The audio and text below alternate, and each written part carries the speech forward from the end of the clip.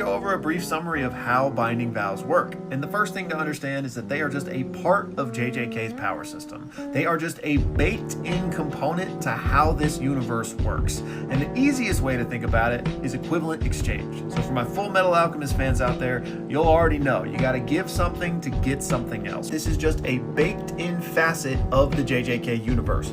You can make these types of deals and they're enforced by cursed energy. But there's two types of binding vows.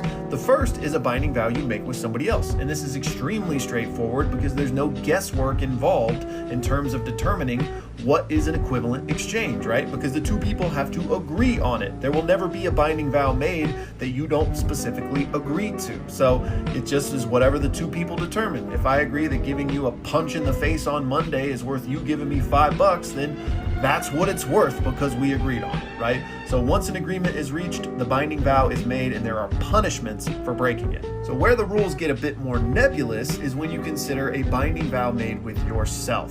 Because in that case, there's no other person to negotiate with. There's no other person to come to an agreement that, hey, this thing you're giving me is worth the thing I'm giving you. You're making a vow with yourself, right? So who determines that that thing is legitimate? Who determines that equivalent exchange was actually met? Is there some god in the sky of JJK that is judging all binding vows? And in my opinion, no. I've put out videos on this before, so if you want a little bit of a deeper dive, you can check them out. But I've always been of the opinion that a binding vow is dictated by you, meaning you know what you're giving up is worth what you're getting, and there's no lying or cheating the system.